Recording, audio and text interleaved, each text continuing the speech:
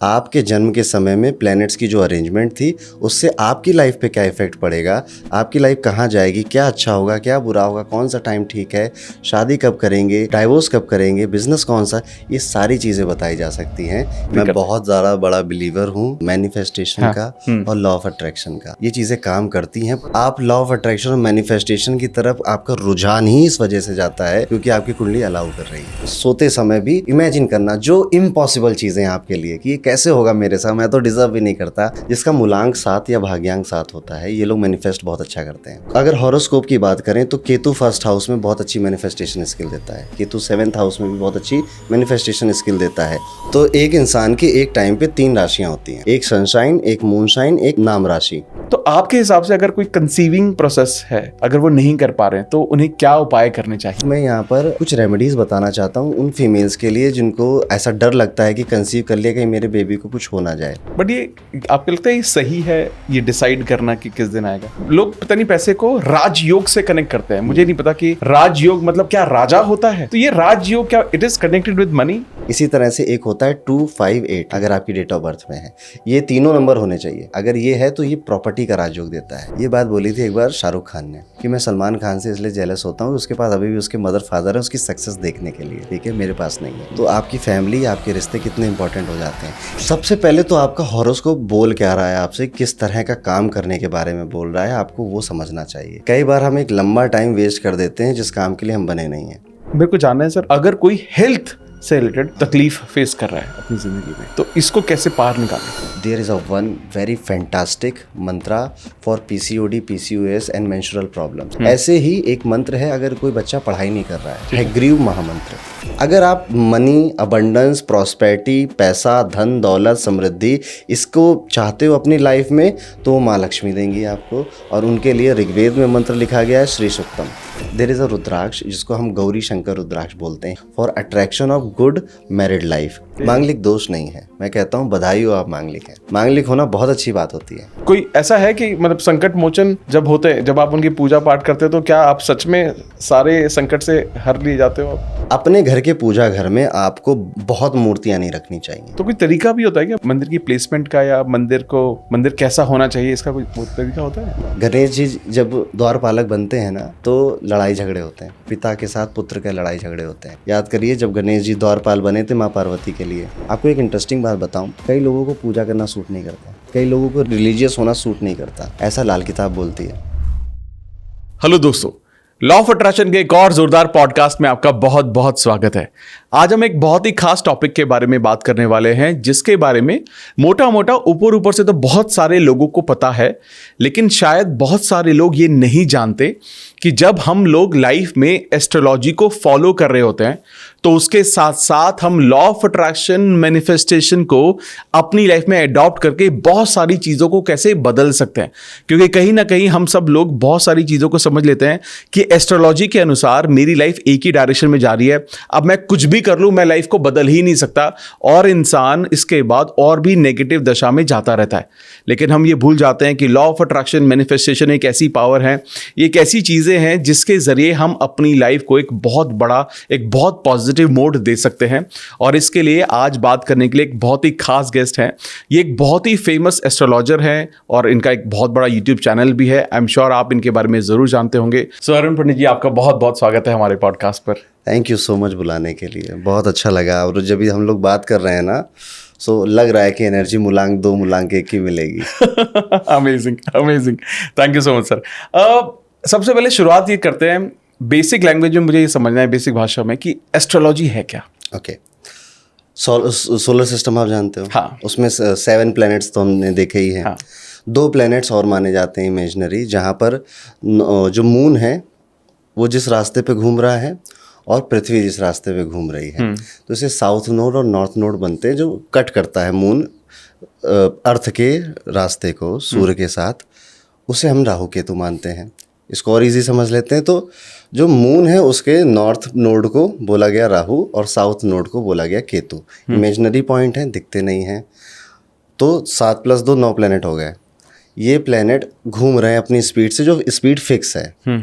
एक रास्ता बनाया गया इनके लिए। फॉर एग्जांपल मुझे इस स्टूडियो में आना था तो मुझे एक मैप चाहिए था। हाँ कि ये दिल्ली के इस जगह पर इस सेक्टर में यहाँ पर है।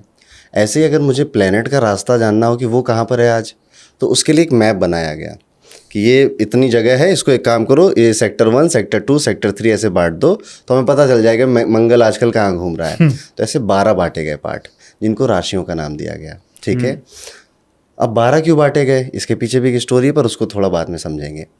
अभी हम जब ये 12 बांट दिए गए, अभी जब किसी का जन्म होता है, तो जैसे आपका जन्म अभी इसी सेकंड हुआ, हाँ। तो आज हमारे पास तो टूल्स अवेलेबल हैं, पुराने टाइम पे नहीं थे, तो मैथमेटिकल कैलकुलेशन की जाती थी। तो आज मंगल किस राशि में है, ओके वो आपकी कुंडली में लिख दिया जाएगा। ओके शनि किस राशि में, राहु किस राशि में, क्योंकि ये कंटिन्यूअस मूव कर रहे हैं, जैसे अर्थ मूव कर रही है। सो कुंडली क्या हुई या एस्ट्रोलॉजी क्या हुई, आपका बर्थ जिस टाइम पे हुआ था, सोलर सिस्टम में प्लेनेट किस राशि में बैठा था, वो आपकी कुंडली बन जाती है। ये है कुंडली का बेसिक्स। इसके आगे अब यहाँ पे स्टडी शुरू हुई कि अगर ये पहले घर में बैठा है तो इंसान की ज़िंदगी में ये होगा, दूसरे में बैठा है तो ये होगा, ऐसे बाकी सारे प्लैनेट्स हैं। फिर वो उसको देख रहा है तो ये होगा, इतनी डिग्री का है, तो दुनिया भर के बाकी के कॉन्सेप्ट स्टार्ट हुए यहाँ पर। तो ज्योतिष है आपके जन्म के समय में प्लैनेट्स की जो अरेंजमेंट थी, उससे आपकी लाइफ पे क्या इफेक्ट पड़ेगा, आपकी लाइफ कहाँ जाएगी, क्या अच्छा होगा, क्या बुरा होगा, कौन सा टाइम ठीक है, शादी कब करेंगे, डाइवोर्स कब करेंगे, बिजनेस कौन सा, ये सारी चीज़ें बताई जा सकती हैं इसकी स्टडी करके। तो ये एक सब्जेक्ट है जिसको पढ़ा जाता है, सीखा जाता है, और इसमें कई साल लगते हैं इसको सीखने में। फिर जाके इंसान दूसरे के बारे में बता पाता है और अपने बारे में जान पाता है। ये एक ऐसा सब्जेक्ट है जो कि 3 साल की ग्रेजुएशन या 4 साल की ग्रेजुएशन में नहीं ख़त्म होगा। एस्ट्रोलॉजी एक ज़िंदगी का सब्जेक्ट है, पूरी लाइफ लग जाती है इसको सीखने में, समझने में, फिर भी कुछ बच जाएगा। So astrology is reading your chart and telling कि प्लैनेट्स ह्यूमन लाइफ पे क्या असर डाल रहे हैं। अब जैसे आपने बताया कि जैसे बहुत सारी चीज़ें हैं, जैसे हम यानी कि आप बता रहे हैं कि चार्ट के थ्रू आप ये रीड कर सकते हैं कि इसका भविष्य क्या होगा या आज वर्तमान कैसा है, बिना उससे आप जस्ट उसकी डेट ऑफ बर्थ के थ्रू, इवन पास्ट भी। yes. ठीक है, लेकिन इसका मतलब ये कि जो भी चीज़ जब हम पैदा हो जाते हैं तो हमारी किस्मत डिसाइड हो जाती है। यस। अब जैसे मैं लॉ ऑफ अट्रैक्शन के बारे में बात करता हूँ, आप भी बात करते हैं, और आप तो पर्सनली हमने आपसे पूछा था, आप तो बहुत बिलीव भी करते हैं। मैं बहुत ज़्यादा बड़ा बिलीवर हूँ मैनिफेस्टेशन का और लॉ ऑफ अट्रैक्शन का।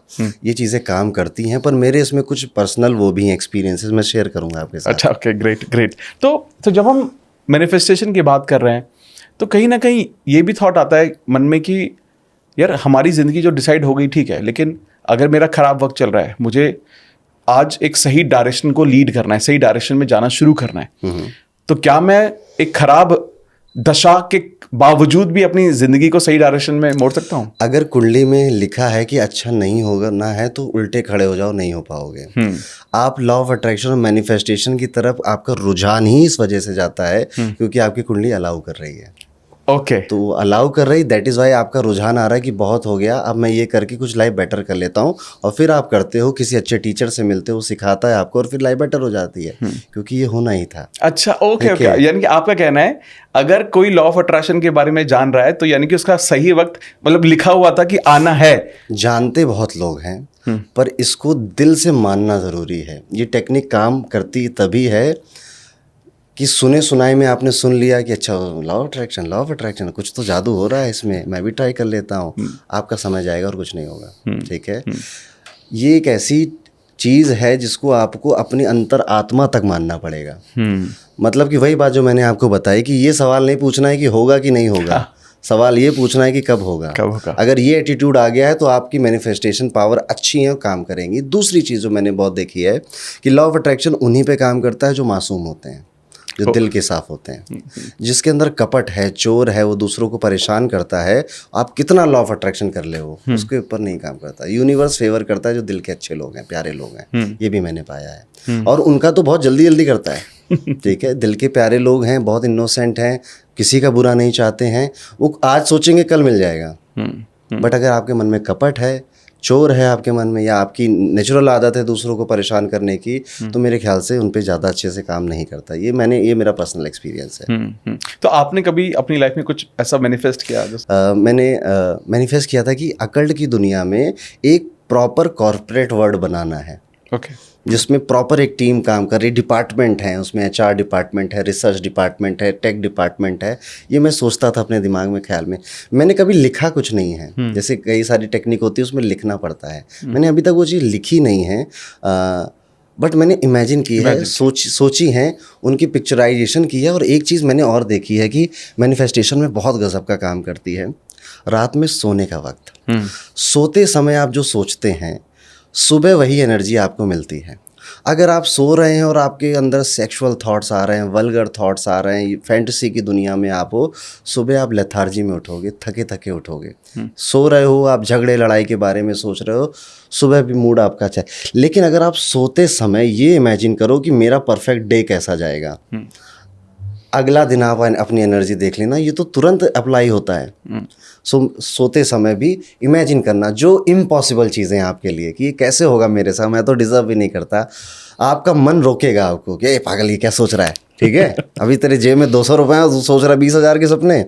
ऐसा आपका मन कहेगा आपको, कहने दो, ठीक है, इंजॉयमेंट लो। और एक चीज़ मैंने ध्यान दी कि बारीकियों पे, कि अगर मैं सुबह उठ रहा हूँ तो किस तरह के कपड़े पहने हैं मैंने, किस तरह का रूम है मेरा, किस तरह की लोग आसपास है, किस तरह का घर है मेरा, क्या क्या हो रहा है। ये बारीकियों को आप जितना ज़्यादा ध्यान से देखते हैं, सोचते हैं, वो उतना पॉसिबल होता है मैनिफेस्ट होकर लाइफ में आ जाए। तो ये सारी चीज़ें जो मेरी पर्सनल एक्सपीरियंस में रही हैं, दैट इज़ वाई मुझे इस पर बहुत विश्वास है। चीज़ों को बहुत प्रैक्टिकल रखता हूँ और जो अचीवेबल लगती हैं वो रखता हूँ। जैसे यूट्यूब के सब्सक्राइबर के बारे में भी कभी कभी सोचता हूँ मैं कि इस साल ना 2 मिलियन हो गए, 2.5 हो जाएँ, ठीक है, या 6 महीने में 2.5 हो जाएं, इनके बारे में भी सोचता रहता हूँ। और बहुत नहीं, लेकिन अभी मेरे मन में ये हो गया है लॉ ऑफ अट्रैक्शन या मैनिफेस्टेशन को लेकर, कि सटल वे में दिल से जो निकल जाता है, हाँ, ठीक है, कि जब आपने बहुत सोचा नहीं, बहुत गौर नहीं दिया, एकदम से बस मुंह से निकल गया, देखना ये दिन काम होगा, ओके, वो चीज़ सच हो जाती है। और इसमें केतु का बहुत बड़ा और रोल है। मैं आपको और ज़्यादा, आज आप पता नहीं क्या हो रहा है, मैं और आपको डीप बातें बताता हूँ। जिसका मूलांक 7 या भाग्यांक 7 होता है, ये लोग मैनिफेस्ट बहुत अच्छा करते हैं। मतलब डेट ऑफ बर्थ यानी कि आप किसी भी महीने की 7, 16 या 25 तारीख को पैदा हुए हैं तो आपका मूलांक 7 है, और पूरी डेट ऑफ बर्थ ऐड करो, सिंगल डिजिट में ले आओ तो नंबर 7 आ जाए, तो आपका भाग्यांक 7 है। इन दोनों केसेस में आपकी मैनिफेस्टेशन स्किल यूनिवर्स ने आपको दी है ऑलरेडी, ठीक है।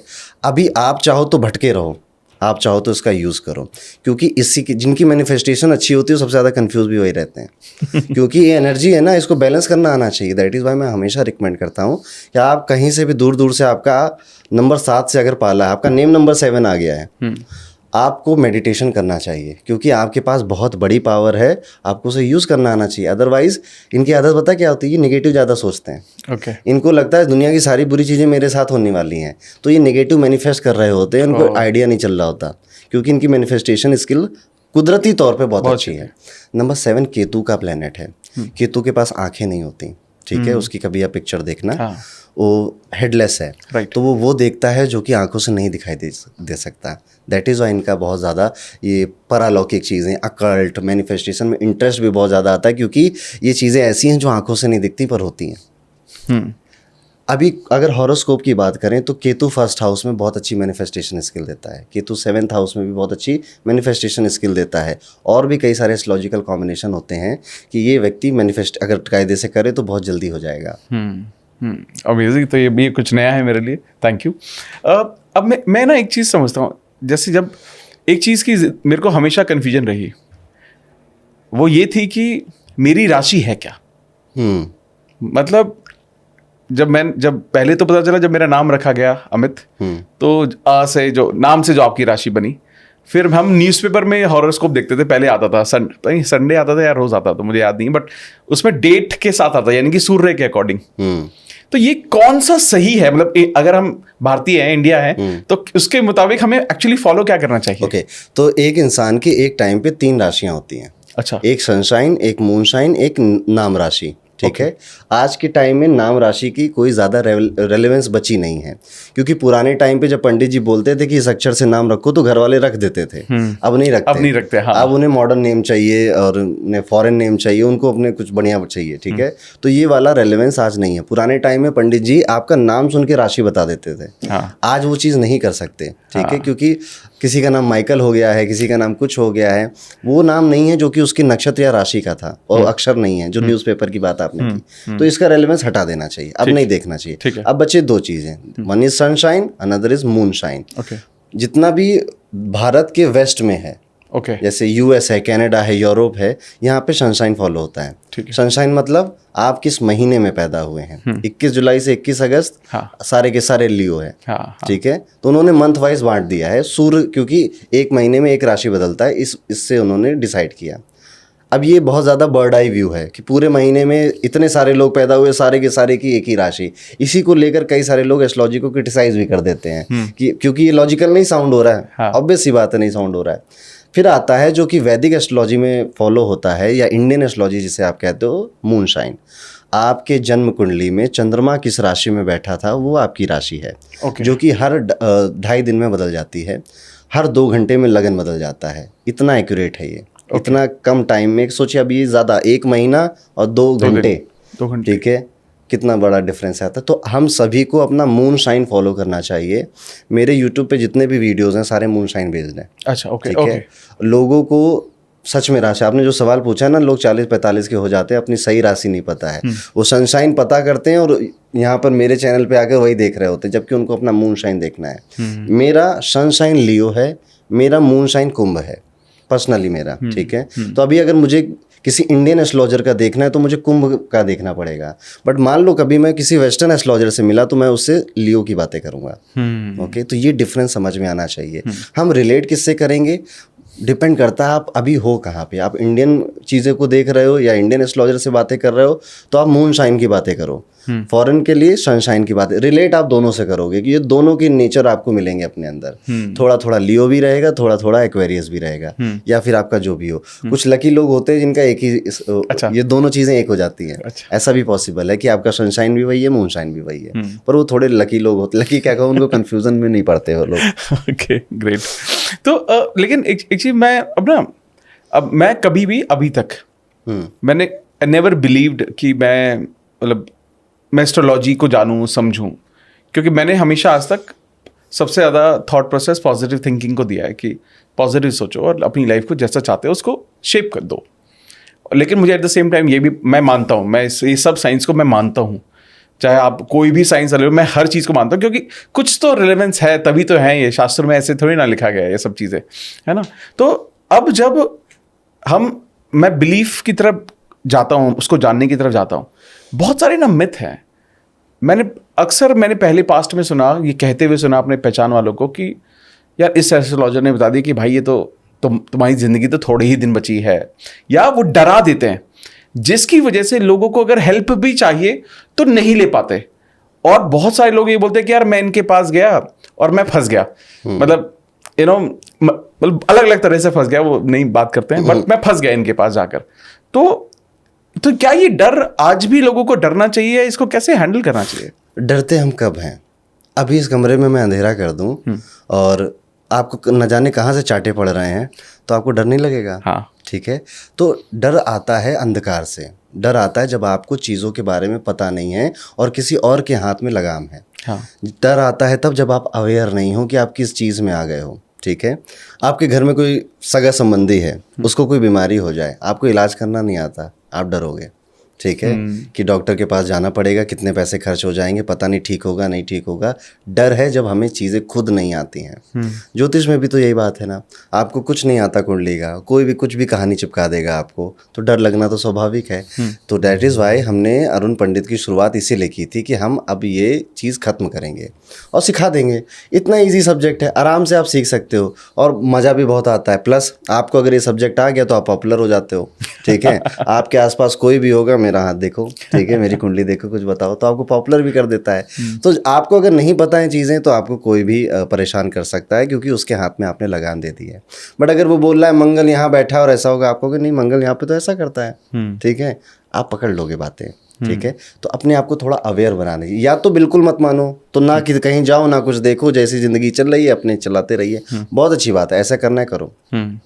बट लोग एस्ट्रोलॉजी में मानते हैं जब बुरा वक्त आता है, ठीक है, कि उन्हें सोल्यूशन कहीं ना कहीं से चाहिए। तो अगर ऐसा आ रहा है तो एज अ हॉबी डेवलप करो और इस सब्जेक्ट्स को सीखो। मत मानो और ना ही गाली दो, सीखो। 2-3 चैप्टर पढ़ो और उसके बाद बोलो कि हाँ ये काम करता है या नहीं करता है। मैं नहीं कह रहा मेरी बातें मान लो, या मैं इस पॉडकास्ट में बैठा हूँ तो सबको ज्योतिष सीख लेना चाहिए, ट्राई करना चाहिए, एटलीस्ट ट्राई। वो डियर जिंदगी में शाहरुख खान क्या कहता है, कुर्सियां ट्राई करो, ठीक है, एटलीस्ट ट्राई। उसके बाद नहीं समझ में आया तो खूब गाली दो, ठीक है, कि ये सब फालतू की चीज़ें, कुछ नहीं होता, लेकिन समझ आ जाएगा। मतलब इस सब्जेक्ट ही इतना इंटरेस्टिंग है कि बहुत मज़ा आता है। इसमें क्या नहीं है, रीकी भी है, इम्योलॉजी भी है, पामिस्ट्री भी है, वास्तु भी है। आपके घर में सामान कहाँ तक रखा है ये भी आप खुद नहीं डिसाइड करते, ये भी प्लैनेट्स डिसाइड करते हैं। आपका 1-1 घंटा प्लैनेट रूल करता है। वो जब आप पढ़ोगे तो आप खुद ही समझ जाओगे कि चीज़ें कितनी काम करती हैं। और आपका चैनल मैनिफेस्टेशन और लॉ ऑफ अट्रैक्शन का है, सो ये चीज़ें किस घंटे में करनी है और कौन सा प्लैनेट रिस्पॉन्सिबल है आपके मैनिफेस्टेशन के लिए, ये ज्योतिष बताता है। ओह वाह। 2:30 से 3 बजे मैनिफेस्टेशन करो, ज़्यादा जल्दी से काम पूरा होगा। और ये सबके लिए अलग अलग है। ओह, राशि के अकॉर्डिंग। हाँ, कुंडली के अकॉर्डिंग। जैसे तो हमें क्या करना है, हमें सबसे पहले अपनी कुंडली बनानी है, ठीक है। तो यहाँ पर हमारा एक ऐप है होरोकॉस्मो, इसमें मैं आपकी बर्थ डिटेल डालूंगा। आपको पता है उम्र छुपानी तो नहीं है आपको? नहीं मेरे को नहीं छुपानी। बताइए। बर्थ प्लेस दिल्ली के। तो आपकी मैंने कुंडली बनाई, कुंडली बनाकर मुझे पता चला कि आपके फर्स्ट हाउस में 3 नंबर लिखा हुआ है। इसका क्या मतलब है? 3 नंबर एक राशि का नंबर है। हमारी राशियों की सीरीज होती है, मेष, वृषभ, मिथुन, कर्क, सिंह, कन्या, तुला, वृश्चिक, धनु, मकर, कुंभ, मीन। हर एक राशि को इसी सीक्वेंस में नंबरिंग दी गई है। ठीक है। तो मेष 1, वृषभ 2, जेमिनाई या फिर मिथुन 3 हो जाएगा। तो आपके फर्स्ट हाउस में 3 नंबर लिखा है। हाँ। तो हम इसको बोलेंगे कि आपका मिथुन लगन का कुंडली है, या जेमिनाई एसिडेंट है आप, एक एयर एलिमेंट की राशि और आप ऑन एयर करते हैं सारा काम। ठीक, फर्स्ट हाउस हमारी पर्सनालिटी होती है। ओके। तो आपका पर्सनालिटी है एक एक्सट्रोवर्ट का, जो लोगों से मिलना चाहता, बात करना चाहिए। जेमिनाई वाले ऐसे ही होते हैं, ठीक है। अब जो जून में पैदा होता है वो सनशाइन उसका जेमिनाई हो जाता है, पर आपको लगन मिला है और आपकी राशि भी जेमिनाई है क्योंकि आपका मून वहीं बैठा है। ओके। तो आपकी चंद्र राशि जेमिनाई है। अभी इससे तो ये मतलब नहीं था, हमारा मेन पॉइंट है मैनिफेस्टेशन। सो हम इस कुंडली में जाएंगे और आपके 11वें हाउस में जाएंगे। इस हाउस को बोला जाता है डिजायर, डिजायर फुलफिलमेंट। आपके 11th हाउस रिस्पॉन्सिबल होता है आपकी इच्छा पूरी होगी कि नहीं होगी। ओके। और 11th हाउस का जो लॉर्ड प्लेनेट है वो रिस्पॉन्सिबल होता है कि पूरी करवाऊंगा या नहीं करवाऊंगा। ठीक है। तो यहाँ पर आपके नंबर 1 लिखा है, यानी कि मेष राशि। मेष के मालिक होते हैं मंगल। अब अगर आप मंगल के समय में मैनिफेस्टेशन करेंगे तो ज़्यादा सक्सेसफुल होंगे। यानी कि मंगलवार को? नहीं, वेरी गुड, अच्छा सवाल था। मंगल के समय मंगलवार नहीं बनता है, इसे हम कहते हैं होरा। ओके। होरा मतलब आर, 1 घंटा, ठीक है। उसे संस्कृत में होरा बोला गया और ग्रीक में शायद ग्रीक से आया ये शब्द। मोटा मोटा इसका मतलब है 1 आवर। आपको गूगल पे जाना है, सर्च करना है कि किस ग्रह का होरा चल रहा है, ठीक है। ओके। तो एक लिस्ट आ जाएगी हर 1 घंटे का। जैसे अभी मैं करके दिखाता हूँ आपको, ठीक है। जैसे हमने फ़ोन लिया और यहाँ पे चेक तो ये आपकी ऐप है? हाँ जी, होरोकॉस्मो हमारी ऐप है। ठीक है। सो आप अच्छा मेरे ऐप के अंदर भी देख सकते हो, जैसे, ठीक है। यहाँ पे आप देखा होरा मुहूर्त, हाँ, ठीक है। यहाँ क्लिक किया, अब हमें जगह डालनी पड़ेगी। अभी हम नोएडा में हैं, तो हमने नोएडा डाला यहाँ पे। तो हर एक प्लेनेट का होरा आ गया 14 दिसंबर को, सैटरडे को। मंगल का होरा सुबह 8:49 से 9:40 तक चला। ओके। ठीक है। और एक बार फिर से रिपीट होगा 2:45 से 3:36 तक।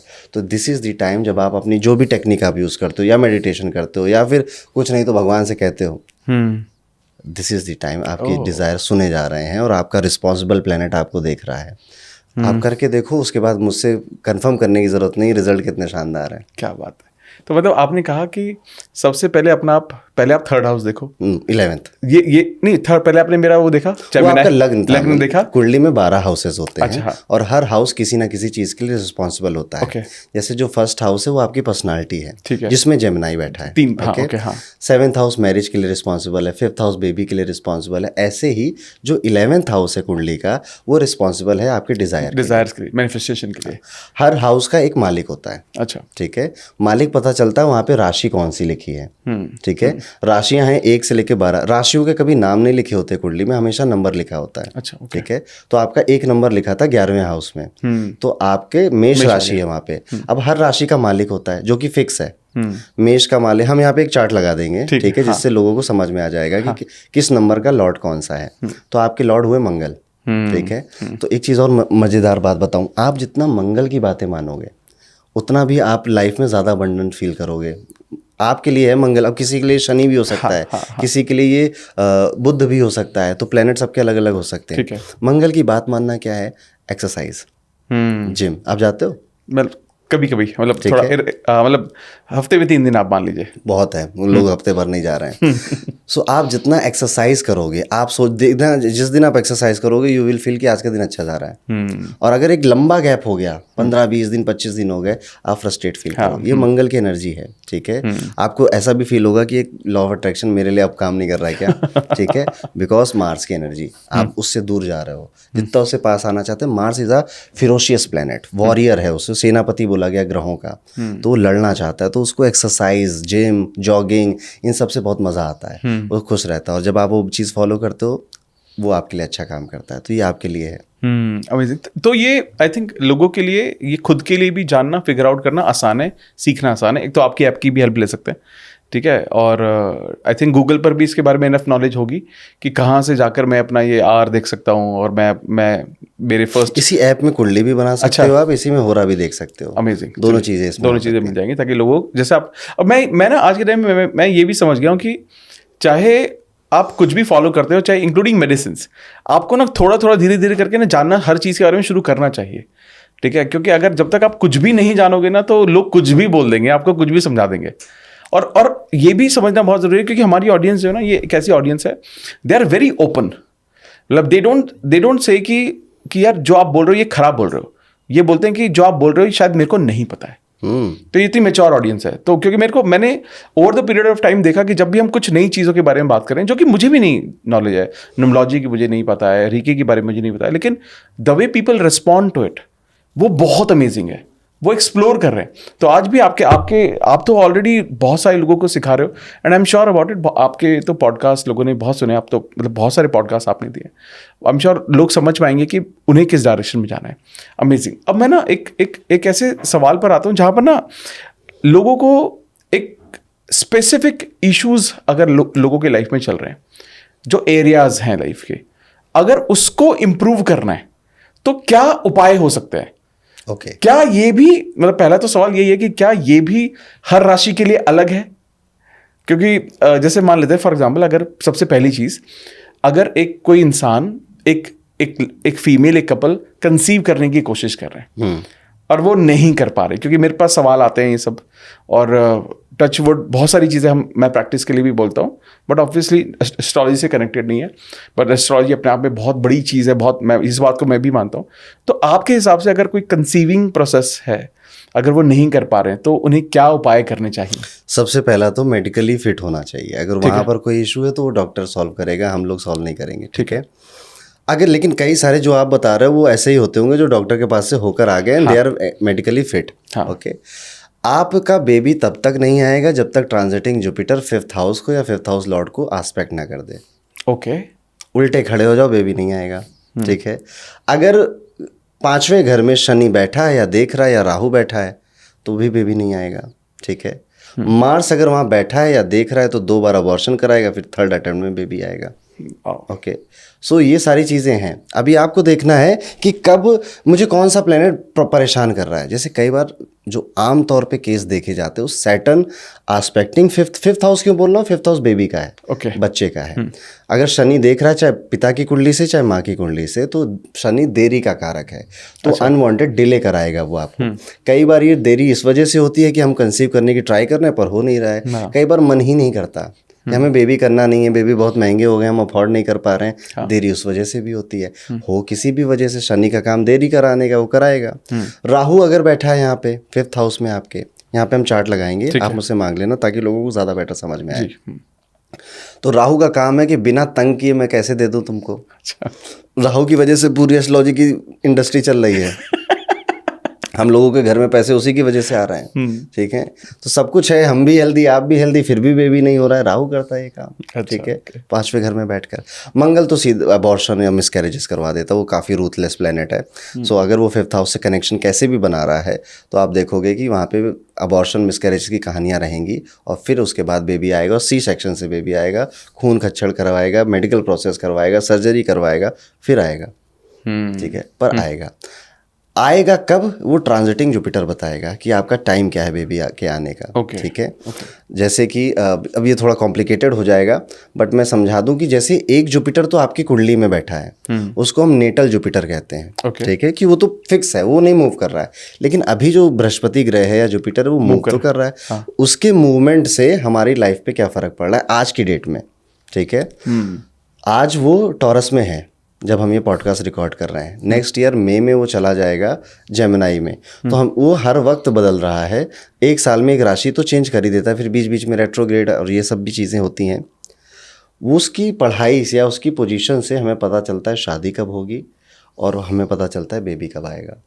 एग्जैक्ट डेट और महीना का अंदाज़ा हमें लग जाता है। अब इसमें मान लीजिए आप कोई और आपको ये बात नहीं पता है कि आपका सैटर्न आपको रोक रहा है और आपको उसकी रेमेडी करनी है, तो आप कहीं कहीं भटकते रहोगे। ठीक है, और एंड में जब उसकी देरी का टाइम पूरा हो जाएगा तो फिर वो काम आपका हो जाएगा। तो इट्स बेटर कि आपको ये चीज़ पता हो और सही समय पे और फैसले ले सको। ज्योतिष बस ये करता है, और कोई रॉकेट साइंस नहीं, आप खुद का लिंक निकाल सकते हो, 2-4 यूट्यूब वीडियो देखने बस आपको बस। अमेजिंग। तो ये बहुत, आई थिंक ये बहुत ज़रूरी था, क्योंकि बहुत सारे लोग काफ़ी स्ट्रगल करते हैं, और ये एक ऐसा पॉइंट भी है लाइफ का कि बहुत ज़रूरी पॉइंट है। जैसे आपने एक टाइम जब मैं छोटा था ना अमित जी, तो मैं सोचता था अरे शादियां तो सबकी हो जाती हैं, बच्चे भी सभी के हो जाते हैं। मैं छोटा था ऐसे सोचता था, इसमें क्या इतनी बड़ी बात। लेकिन जब मैं इस फील्ड में आया हूँ, 60% क्वेश्चन सिर्फ मैरिज से रिलेटेड है। कब होगी, कैसी होगी, अब जब हो गई तो कब छूटेगी, तलाक कब होगा, एलुमनी कितनी देनी पड़ेगी। सो ये सब डिस्कशन हो रहा है। तो मैरिज इज़ अ वेरी, बहुत लोगों के लिए पेन है। ठीक है, और बहुत लोगों का डिज़ायर भी है मैरिज, और ऐसे ही फिर मैरिज के बाद बेबी हो जाता है। जिसके नहीं हो रहा वो दुख सिर्फ वही कपल समझ सकता है। और करेक्ट, मैं और आप बैठकर यहाँ पे ज्ञान दे सकते हैं, समझ नहीं सकते उनके पेन को, उनके दुख को। ठीक है, अब तो कई सारे मेडिकल प्रोसेसर आ चुके हैं, बट फिर भी प्लानिटरी पोजीशंस को अपने फेवर में रखना, रेमेडीज़ करना आपके लिए बेनिफिट रहता है। एक मैं यहाँ पर कुछ रेमेडीज़ बताना चाहता हूँ उन फीमेल्स के लिए जो कंसीव कर चुकी हैं। उन फीमेल्स के लिए जिनको ऐसा डर लगता है कि कंसीव कर लिया कहीं मेरे बेबी को कुछ हो ना जाए। ज्योतिष की रेमेडी है कि आप, एक रुद्राक्ष आता है, उसका नाम है गर्भगौरी रुद्राक्ष। ये जब भी आप कंसीव करने वाले हों या कर चुके हों, आपको पहनना चाहिए। ये आपके वुम्ब को प्रोटेक्ट करता है, नाम ही इसका गर्भगौरी है। ठीक है, और ये 2 होते हैं, उसमें एक छोटा सा बेबी निकला होता है। इसकी इमेज आप देखना, यहाँ लगाना, वेरी इंटरेस्टिंग और बहुत यूनिक रुद्राक्ष है ये आपको पहनना चाहिए आपके प्रेगनेंसी के टाइम पीरियड में। ये प्रोटेक्ट करता है। दूसरी चीज़, जब आपका 7th month, 8th month, 9th month आ गया है, तो आपको हनुमान जी के मंदिर जाकर लाल धागा लाना, उनके पैरों से टच करके और अपने वुम्ब पे बांध के रखना है फॉर द प्रोटेक्शन। और पुराने जो अभी भी गाँव में लोग रहते हैं, वहाँ पे बात बोली जाती है कि किसी को बताओ मत, नदी पार मत करो।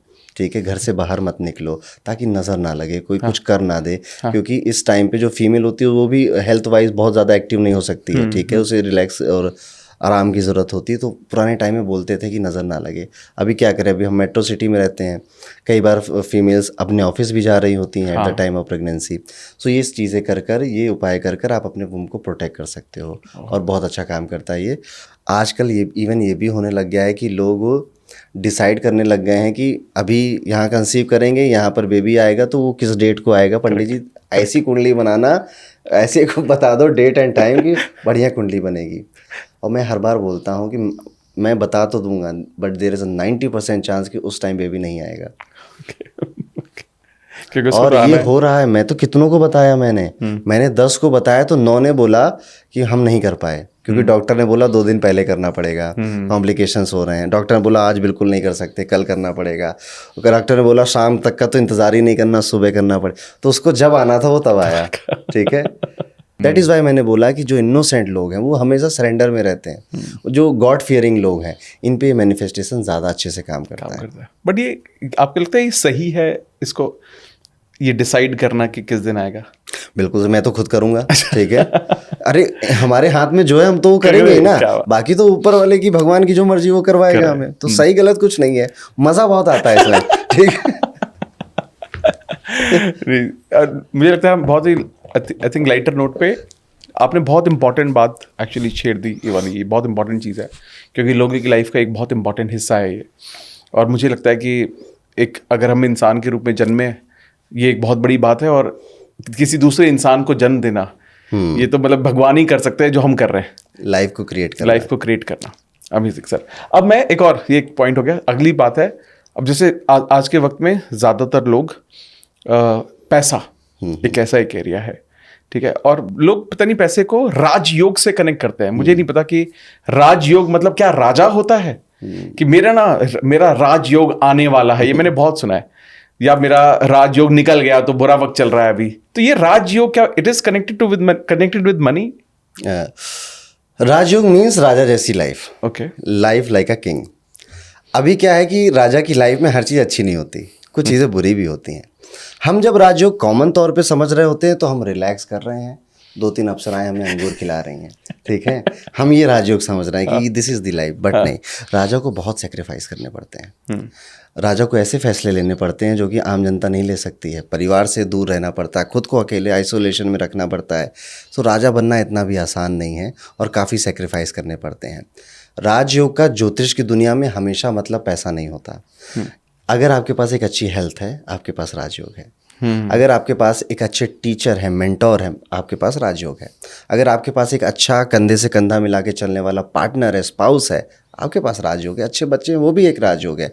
तो राजयोग 300 तरह के होते हैं ज्योतिष के अंदर, ठीक है। Even if you have a good speaking ability, ये भी एक राजयोग है। अच्छी नॉलेज भी है तो वो भी एक राजयोग है। बट ये सब चीज़ें तो सब लोग कहते हैं पैसा मिले वो बताओ पंडित जी, ठीक है। दैट इज़ वाई ये पॉपुलर हो गया मनी के लिए। डेट ऑफ बर्थ के अकॉर्डिंग भी राजयोग होते हैं। जैसे आपकी किसी की भी डेट ऑफ बर्थ में मूलांक भाग्यांक को साथ में लेकर अगर आपको 816 ये नंबर मिल जाता है तो ऐसे लोगों को बोला जाता है कि आपके पास लग्जरी का राजयोग है। अब आप चाहे कमाओ या ना कमाओ, कहीं ना कहीं से आपको सुख सुविधाओं के जो मज़े हैं वो मिल जाएंगे, ठीक है। मैंने एक बार देखा था कि एक ड्राइवर के भी उसमें डेट ऑफ बर्थ में था ये, अच्छा, पर वो मर्सिडीज चला रहा था, ठीक है। तो उसे सुख सुविधाएं तो मिल रही थी, बहुत ज़रूरी नहीं है कि वो आपकी खुद की हो। 816 में मैंने ये भी देखा है, इनको इस चीज़ों की, मेटलिस्टिक चीज़ों की लालसा बहुत ज़्यादा होती है और मिल भी जाता है, कभी भैया की वजह से, कभी स्पाउस की वजह से, कभी खुद की वजह से भी। तो ये 816 है। ये हो गया लग्जरी के लिए, ये हो गया पैसे का राजयोग। बट इसी के अलावा अगर आपकी डेट ऑफ बर्थ में 4, 5, 6 ये 3 नंबर आते हैं तो आपको राजयोग मिलता है सपोर्ट का। कि आप एक अच्छी फैमिली में पैदा होगे, माँ बाप सपोर्टिव मिलेंगे, फिर स्कूल जाओगे तो आपको टीचर सपोर्टिव मिलेंगे, आगे चलकर दोस्त आपको हर चीज़ में सपोर्ट करेंगे, फिर आपका स्पाउस, फिर आपके चिल्ड्रन, आपको हर जगह सपोर्ट करने वाले लोग मिलेंगे। जब आप गिर रहे हो तो पीछे बचाने के लिए कई लोग खड़े रहेंगे। ये क्या राजयोग नहीं है? ये सबकी ज़िंदगी में नहीं होता है। आपकी लाइफ में है तो फील ब्लेस्ड, ये भी राजयोग है। इसी तरह से एक होता है 951। अगर आपकी डेट ऑफ बर्थ में 951 आ रहा है, कंसिडरिंग योर मूलांक और भाग्यांक में भी आ रहा है तो आपको इंक्लूड कर लेना है। ये राजयोग होता है विल पावर का, कि ऐसा आदमी पहले तो 28 साल तक ये बनाएगा, फिर जीरो हो जाएगा, फिर बनाएगा, फिर जीरो हो जाएगा, और हमेशा किसी थर्ड पार्टी की वजह से, गवर्नमेंट ने कोई पॉलिसी बदल दी, डिमोनेटाइजेशन हो गया, जीरो हो गया, गवर्नमेंट GST लगा दी, कुछ हो गया, या फिर कोई पार्टनर धोखा देके भाग गया, ऑफिस में चोरी हो गई, कुछ हो गया, ठीक है, बनाएगा जीरो होगा, बनाएगा जीरो होगा। 28-30 के बाद इसका काम स्टेबल होता है। और ये इतनी बार गिरा, कोई नॉर्मल इंसान होता डिप्रेशन में चला जाता, कहता मेरी किस्मत खराब है, मुझसे कुछ नहीं होगा। बट ये कहेगा एक बार और लड़ेंगे, एक बार और लड़ेंगे, और ये बार बार खड़ा होगा। 28, 30, 32 तक आप देखना एक अच्छा सक्सेसफुल काम करने लग जाता है ये। तो ये राजयोग है, विल पावर आपको मजबूत मिली बाकियों से, ठीक है, अदरवाइज आप हारने वाले थे। इसी तरह से एक होता है 258, अगर आपकी डेट ऑफ बर्थ में है, ये तीनों नंबर होने चाहिए, ठीक है। अगर ये है तो ये प्रॉपर्टी का राजयोग देता है कि आपको प्रॉपर्टी के लिए आप लकी रहोगे, कभी इनहेरिटेंस में मिल जाएगी, कभी घर से मिल जाएगी, कभी खुद भी बना लोगे तो प्रॉपर्टी का मामला मिलेगा। ऐसे कुंडली में कई सारे होते हैं, ये तो मैंने न्यूमरोलॉजी से बताया, ईजी रहेगा लोगों को। कुंडली में भी होता है, यानी जुपिटर और मून यानी कि गुरु और चंद्रमा साथ में बैठे हों किसी भी हाउस में, अच्छा, जिसे गज केसरी राजयोग बोलते हैं। ये नॉलेज का राजयोग है। पराशर जी ने, जो हमारे सबके गुरु हैं, जितने एस्ट्रोलॉजर हैं, ठीक है, ऋषि रहे हैं, वेदव्यास जी के फादर थे, उन्होंने बोला कि ऐसे व्यक्ति को घर, घोड़े, राजा का सामर्थ्य सब कुछ प्राप्त होता है, ठीक है। अब इसकी इंटेंसिटी देखी जाती है, किसी में हो सकता है ये राजयोग बहुत टॉप क्वालिटी का हो। टॉप क्वालिटी का मतलब कि कोई बुरा प्लेनेट नहीं आ रहा है बीच में, कोई थर्ड कबाब में कोई हड्डी नहीं आ रहा है वाली बात है, ये अकेले और काम कर रहे हैं अपना। तो ये बहुत अच्छा होता है इस लेवल का। हो सकता है कि कोई बीच में आ जाए, राहु बीच में आ जाए, गुरु और चंद्रमा तो थे, राहु भी बीच में था, तो फिर ये अब उतना क्वालिटी नहीं रहेगा। तो कुंडली के हिसाब से क्वालिटी पे भी डिपेंड करता है। एक राजयोग होता है कि आपका मंगल 12वें घर में बैठा हो, ओके। तो कुंडली में कभी राहु केतु परेशानी नहीं करते, उनके बैड एलिमेंट आप देख ही नहीं पाते हो। Saturn second house, Saturn Ketu मिल जाए आपको, तो ऐसे मल्टीपल चीज़ें होती हैं जो राजयोग को दर्शाती हैं। परिवर्तन राजयोग है कि इसका मालिक उसके घर, उसका मालिक इसके घर, तो अभी वो सब समझना थोड़ा डिफिकल्ट हो सकता है, बट आपको इतना समझना चाहिए कि जो राजयोग है ये हमेशा पैसा नहीं है। पैसे के अलावा भी बहुत कुछ है, और आपको भी पैसे के अलावा बहुत कुछ ज़रूरी है। पैसा बहुत ज़रूरी है और उसके अलावा भी बहुत सी चीज़ें। आपके पास खूब पैसा हो जाए पर आपको डॉक्टर बोल दे कि बस उबली लौकी खानी है अब ज़िंदगी भर, ठीक है, क्या करोगे पैसे का, है ना। तो हेल्थ भी ज़रूरी है आपके। अमित जी, मैं आपको एक बात बताता हूँ कि हम जितनी भी सफलता या जितनी भी सक्सेस प्राप्त करने के पीछे दौड़ रहे हैं ना, अगर हमारे पास दोस्त ना हो और परिवार ना हो, हमें कभी मज़ा ही नहीं आएगा। करेक्ट। आप आज मान लीजिए आज आपके 100 मिलियन सब्सक्राइबर हो जाएं, आप सबसे पहले अपनी मम्मी को या अपने दोस्तों को, भाई मेरे हो गए, ठीक है, सोचो कोई नहीं है, कोई भी नहीं है, तो क्या करोगे, ठीक है। ये बात बोली थी एक बार शाहरुख खान ने, ठीक है, कि मैं सलमान खान से इसलिए जेलस होता हूँ, उसके पास अभी भी उसके मदर फादर है उसकी सक्सेस देखने के लिए, ठीक है, मेरे पास नहीं है। तो आपकी फैमिली, आपके रिश्ते कितने इंपॉर्टेंट हो जाते हैं। ये सारी लड़ाई उन्हीं के लिए तो हो रही है। सही। कि माँ बाप को एक अच्छा घर दे दें, एक अच्छी लाइफस्टाइल दे दें, या वर्ल्ड टूर करा दें, इस स्पाउस को अच्छी जो वो चाहे वो मिल जाए, बच्चे को जो चाहे वो मिल जाए। ये सब परिवार के लिए तो हो रहा है और दोस्तों के लिए हो रहा है। कुछ कुछ केसेस में पड़ोसियों के लिए भी होता है कि उनकी जलानी है उसकी, ठीक है, उसके पास आ गई है 4 व्हीलर लंबी वाली सेडान, मुझे भी चाहिए अब एक XUV, तो वो भी ज़रूरी है आपकी लाइफ में। दे मोटिवेट अस। और ये सब काम हम जितना भी कर रहे हैं, मेरी मम्मी की एक पुरानी आदत थी, जैसे कि कुछ भी हम कोई पॉडकास्ट करते थे तो कोई महाराज जी हमारे यहाँ आते थे, मम्मी अपने व्हाट्सएप पे स्टेटस लगाती थी, ठीक है, ये दिखाने के लिए कि सब देखो, चाची मामियाँ सब लोगों को दिखाने के लिए कि, और उनको खुशी होती थी, आउट ऑफ वो हैप्पीनेस होगी ये काम करते हैं। बहुत मम्मियाँ करती होंगी ऐसा काम, ठीक है।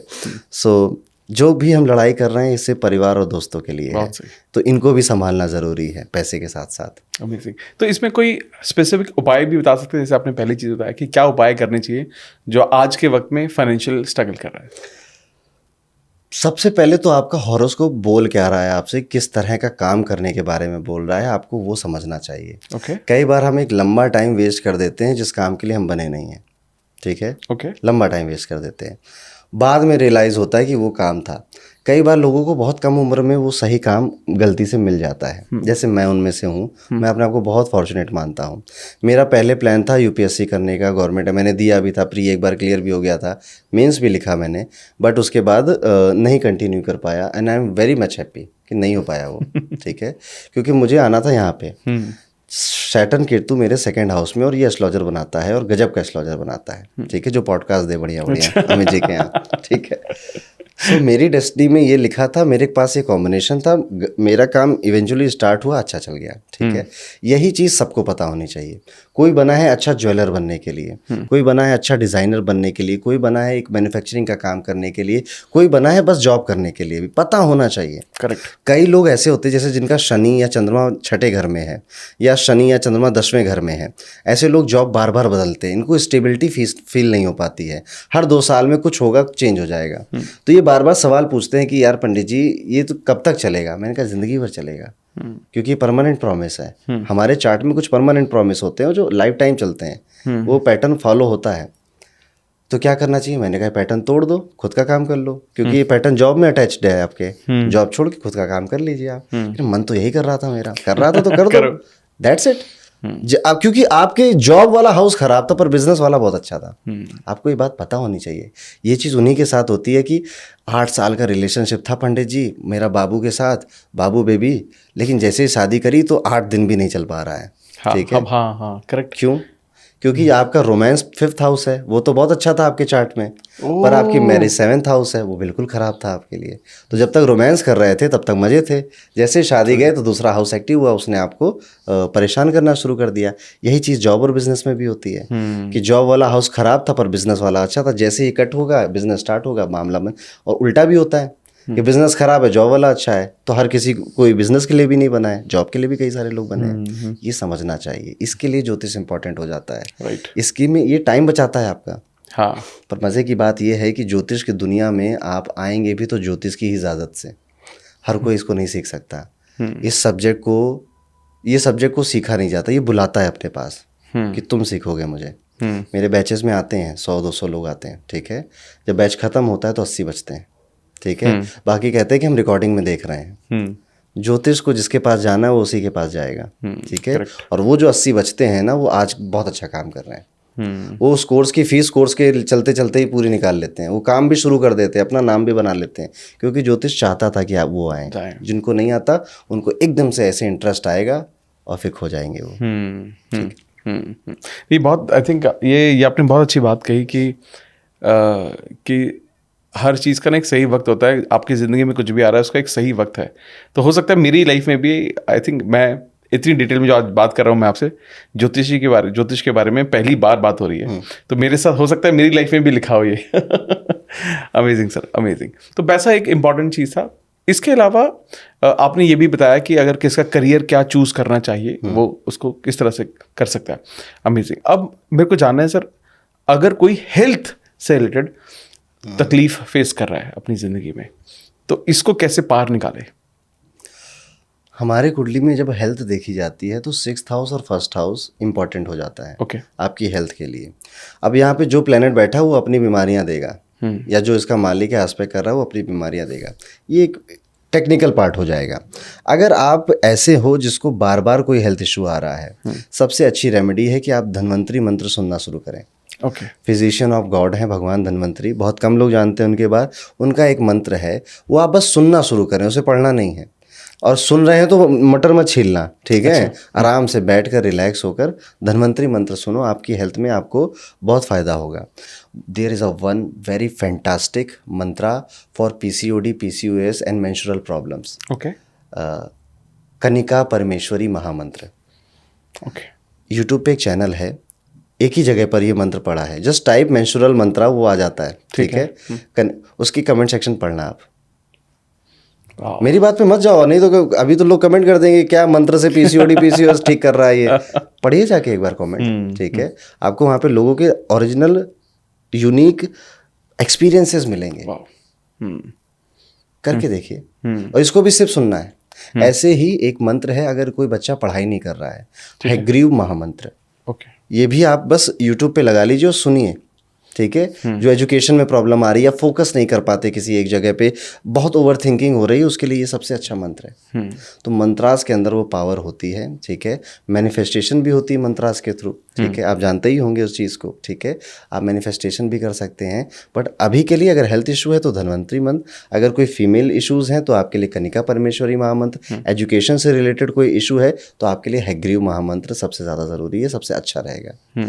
किसी को जॉब में प्रॉब्लम आ रही है, बिजनेस में प्रॉब्लम आ रही है तो वराह मंत्र पढ़ सकता है। नहीं तो अगर आप मनी, अबंडेंस, प्रॉस्पेरिटी, पैसा, धन दौलत, समृद्धि इसको चाहते हो अपनी लाइफ में, तो माँ लक्ष्मी देंगी आपको। और उनके लिए ऋग्वेद में मंत्र लिखा गया है श्री सूक्तम। ओके। श्री सूक्तम पढ़िए और आप जादू देखिए। बस जो लोग डेली पढ़ते हैं वो कमेंट में बताएंगे। पढ़ना है, ठीक है। ये पढ़ना है, श्री सूक्तम चैंट करना है। श्री सूक्तम चैंट करना है। थोड़ा संस्कृत कठिन है इसका, ठीक है, लेकिन आप सीख जाओगे। आप बार बार यूट्यूब पे सुनोगे तो सीख जाओगे। दिस मंत्र गिव्स लॉट ऑफ अबंडेंस, ठीक है। और ये धीरे धीरे देता है और बहुत अच्छा कर देता है। जो लोग कर रहे होंगे वो आपको कमेंट में आंसर भी करेंगे। Amazing, amazing. क्योंकि आई एम श्योर बहुत सारे लोग होंगे जो यही जवाब के लिए पूरा पॉडकास्ट देख रहे होंगे। और सही भी है, मैं मानता हूँ कि पैसा एक, जब तक आप पैसे से संतुष्ट नहीं जाते हो तब तक आपका ज़िंदगी की बाकी पहलुओं पर ध्यान नहीं जाता है। ये जो फिलॉसफी की बातें होती हैं ना, ये भरे पेट वाले ही करते हैं, ठीक है। आपके और मेरे जैसे लोग, ठीक है। हमारे पेट भरे हैं, हम खूब ज्ञान की बातें करेंगे। जिसका पेट भरा नहीं है वो कहेगा कल की रोटी कैसे लानी है वो बताओ चुपचाप, ठीक है। ये सब मंत्र वंत्र कुछ नहीं पता, मुझे काम बताओ। वो उसकी नीड है, वो उसकी ज़रूरत है। और ऐसा होता है, इसीलिए मनी ज़रूरी है कि लोग अपनी हॉबी फॉलो तब कर पाते हैं जब उनके पास पर्याप्त मात्रा में धन आ पाता है, ठीक है। आप देखोगे ना कि जॉब कर ली, बिजनेस कर लिया, पर आज भी अपनी हॉबी नहीं फॉलो कर पा रहा। आज भी लद्दाख की ट्रिप अधूरी पड़ी है, गोवा दोस्तों के साथ जाना अधूरा पड़ा है। इसलिए भी पैसा ज़रूरी है कि आपको पैसा फ्रीडम देता है।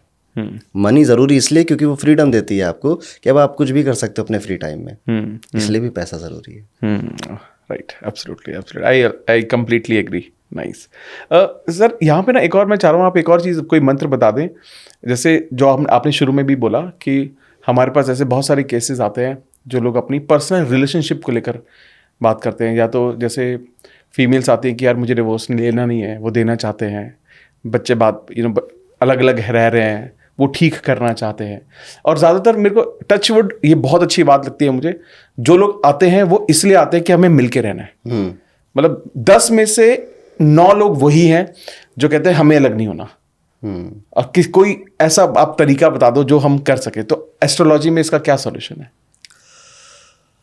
एस्ट्रोलॉजी में इसके कई सारे सॉल्यूशंस हैं, बट उससे पहले ये समझना ज़्यादा ज़रूरी है कि ऐसा हो क्यों रहा है। ठीक है, क्यों एक पर्सन कह रहा है कि मुझे रहना नहीं है और क्यों एक पर्सन कह रहा है मुझे रहना है। सबसे पहली बात, अगर बात ये है तो नहीं रहना चाहिए, रहकर कोई फ़ायदा नहीं है। फिर ये रिश्ता है, 2 हाथों से चले 2 हाथ से तालियां बजेंगी। एक अगर पीछे पड़ा रहेगा, दूसरे वाले को जरा से भी भनक लग गई ना कि ये तो मेरे पीछे पड़ा है, फिर वो एक्सप्लॉइट करने लग जाता है। करेक्ट, हाँ। ठीक है, फिर वो आपका फ़ायदा उठाने लग जाता है, फिर वो वैल्यू नहीं करता। तो अगर वो नहीं है इंटरेस्टेड तो मत रहो, आप 2 महीने रो लो आराम से अकेले में, वो ज़्यादा बेटर है आपके लिए। रहना ज़्यादा पेनफुल हो जाएगा। बट लोगों की ना शादी हो जाती है, बच्चे हो जाते हैं। आई नो, मैं समझ रहा हूँ। ऐसे केसेस में क्या करना चाहिए, सबसे पहले तो कन्विंस करना चाहिए कि आपको भी रहना है ना। तो वहाँ से बातें स्टार्ट होती है कि जब बेस एकदम ठीक है बट हम रह नहीं पा रहे हैं क्योंकि हमारी लड़ाइयाँ बहुत हो जा रही हैं। हाँ। ओके, यहाँ पे आना है। इसके रीज़न है, कई बार रीज़न, बहुत बड़ा रीज़न इन लॉज होते हैं। इसकी बात बहुत कम लोग करते हैं, बट मैंने देखा है कि शादियों में खराबी के बहुत बड़े रीज़न इन लॉज हैं, चाहे लड़के क्यों चाहे लड़की क्यों। ठीक है, वो इस वजह से आपकी शादी में कोई भी तीसरा आएगा, भले वो एक लॉ ऑफ अट्रैक्शन का कोच आ जाए या एक एस्ट्रोलॉजर आ जाए। ठीक है, आपकी शादी में कुछ ना कुछ तो तबाही मचेगी। और अगर सोच लो आपके आसपास वाले इन लॉज आ गए तब क्या होगा। ठीक है, तो सबसे पहले तो एक good and happy marriage life के लिए मुझे लगता है कि खूब लड़ो, कमरे में लड़ो। ठीक है, बाहर मत लड़ो। ठीक है, बाहर रिस्पेक्ट दो, इज्जत दो। शादियां प्यार से नहीं चलती, शादियां इज्जत से चलती हैं, रिस्पेक्ट से चलती हैं। ठीक है, और क्योंकि प्यार तो खत्म हो जाएगा या फिर प्यार एक टाइम बाद साइलेंट हो जाता है, फिर आपकी प्रेजेंस ज़रूरी होती है, बार बार बेबी आई लव यू नहीं बोलना पड़ता। ठीक है, पर रिस्पेक्ट है जो हमेशा कांस्टेंट रहेगी। ठीक है, और वो आपको हर दिन शो करनी पड़ेगी, दर्शानी पड़ेगी। आप अपने दोस्तों के सामने फ़ोन काट देते हो ना उसका। ठीक है, तो बता आप क्या रिस्पेक्ट बना रहे हो उसकी, तो रिस्पेक्ट ज़रूरी है। अब आएंगे एस्ट्रोलॉजी पे। ठीक है, कि एस्ट्रोलॉजिकली हम क्या कर सकते हैं। देयर इज़ अ रुद्राक्ष जिसको हम गौरी शंकर रुद्राक्ष बोलते हैं। ये माँ गौरी और भगवान शंकर को रिप्रेजेंट करता है। उनकी जितनी अच्छी मैरिड दाम्पत्य जीवन है उसको रिप्रेजेंट करता है। तो ये फीमेल भी पहन सकती है, ये कोई मेल भी पहन सकता है, for attraction of good married life, अच्छी मैरिड लाइफ रहे। इसके अलावा हम क्या कर सकते हैं, किसी अच्छे एस्ट्रोलॉजर से कंसल्ट कर कर क्यों हो रही दिक्कत, उसका कॉज, उसका प्लैनेट पकड़ सकते हो आप। क्योंकि मैं जो रेमेडी आज के पॉडकास्ट में बता रहा हूँ ये जनरल रेमेडीज़ हैं। हाँ। कि कोई भी कर सकता है और उसको कोई नुकसान नहीं होगा। पर एस्ट्रोलॉजी की जो कोर रेमेडीज़ होती हैं इसके लिए चार्ट देखना पड़ता है, अदरवाइज़ वो बैकफायर कर देती हैं, वो गलत। जैसे कोई भी रत्न नहीं बोल सकता मैं इस पॉडकास्ट में कि ये पहन लो वो पहन लो। ठीक है, क्योंकि ये बुरा असर डालते हैं। रुद्राक्ष बुरा असर नहीं डालते, वो मैं बोल सकता हूँ। तो ये भी चीज़ है। तो एक बार आपको दिखाना चाहिए कि दिक्कत आ कहाँ से रही है। बचाने लायक कुछ बचा भी है कि अब निकल चुके, बाय बाय करने का टाइम आ गया है। लेकिन जैसे आपने बोला कि या हम बहुत सारे बाहर जब जाते हैं हमें कई बार आइडेंटिफाई नहीं कर पाते कि कौन सही इंसान है जिससे कंसल्ट करना चाहिए, क्योंकि हर कोई आपकी आप तक रीच करना पॉसिबल नहीं है हर किसी के लिए। तो एक तो आपने जो बताया कि खुद जानो पहले थोड़ा सा, जितना जान सको। कोई और भी तरीके होते हैं क्या कि हम जान सकें कि बहुत सिंपल सी चीज़ें हैं। एक तो आप खुद बहुत जल्दी सीख सकते हो सब, वो तो अलग बात हो गई। But if you are going for somebody, वो आपके बारे में बताने लग जाएंगे, या आप उनसे रिक्वेस्ट करो कि आप कुछ बताओ मेरे बारे में। वो अगर 10 बातें बोल रहे हैं उसमें से 7-8 सही हो रही तो बहुत अच्छे हैं वो। ठीक है, आप उनसे बात करिए आगे, वो आपको सही दिशा देंगे। एस्ट्रोलॉजर हॉपिंग मत करो। अच्छा, ठीक है, आजकल तो वो आ गया ना कि 5 रुपए में 1 मिनट बात कर लो। ठीक है, तो हॉपिंग होने लग गई है कि आज सुबह इनसे बात करी, दोपहर में उनसे और शाम को उनसे बात करी। ठीक है, ये नहीं करना चाहिए क्योंकि ये सब्जेक्ट ऑर्गेनाइज्ड या स्ट्रक्चर्ड वे में किसी को पढ़ाया नहीं जा रहा है इस दुनिया में। ठीक है, हर कोई अलग अलग तरह से पढ़ रहा है, कोई किताबों से, कोई कोर्सेज से, कोई अपने गुरु से या फादर से। ठीक है, तो सबके बताने के तरीके डिफरेंट ही मिलेंगे, सबके प्रॉब्लम्स को टैकल करने के तरीके भी डिफरेंट मिलेंगे। शनि की कुछ यही रेमेडीज़ नहीं है कि यही 5 रेमेडीज, शनि की हज़ारों रेमेडीज़ हैं। हो सकता है उस एस्ट्रोलॉजर को दूसरी पसंद हो, इसको दूसरी कोई और अलग पसंद पसंद है, तो सब अलग अलग उपाय भी बताएंगे। जस्ट लाइक डॉक्टर, हर डॉक्टर अलग अलग दवाइयाँ बताएगा और दूसरे डॉक्टर की दवाइयाँ पसंद नहीं आएंगी। पसंद नहीं आएंगी उसको, ठीक है।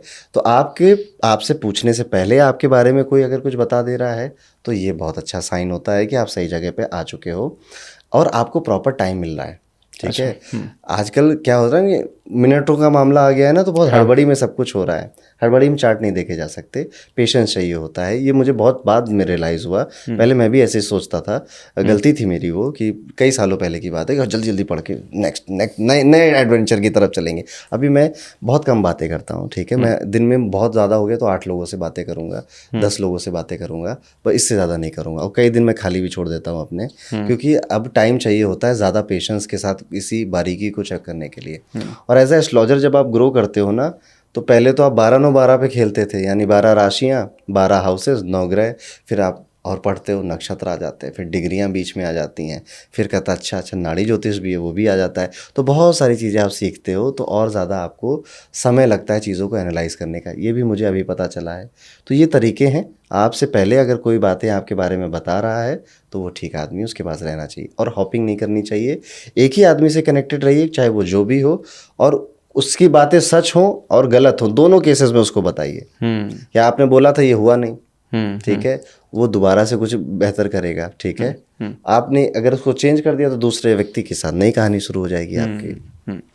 अब मुझे एक चीज़ जाननी है, जो कि लोग बहुत ज़्यादा 2-3 चीज़ों के बारे में बात करते हैं, आप प्लीज़ उसके बारे में बताना। कि नॉर्मली ना, जब किसी भी हम एस्ट्रोलॉजर के पास जाते हैं तो या तो बोलते हैं कि भैया तुम्हारी शनि की वापसी है आपके चार्ट में, या बोलते हैं आपकी ज़िंदगी में काल सर्प योग चल रहा है।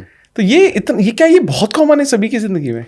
शनि दुख का देवता है, तो दुख दे रहा है, ठीक है। और सबकी कुंडली में कहीं तो बैठा है, हाँ, तो कहीं तो दुख दे रहा है। शनि आपकी कुंडली में जिस घर में बैठेगा उसका दुख आपसे जुड़ जाएगा और चिंता भी जुड़ जाएगी। सेकंड हाउस मनी का होता है, वहाँ बैठेगा, खूब पैसा होने के बावजूद भी पैसे की चिंता सताएगी कि कल नहीं हुआ तो क्या होगा, ठीक है। ऐसे थॉट आते हैं मन में। तो शनि है ही दुख का देवता, तो दुख देगा। दैट इज वाई बहुत पॉपुलर है वो, ओके। राहु भी पॉपुलर है, क्योंकि राहु कंफ्यूजन का और डिल्यूजन का वो देवता है वो।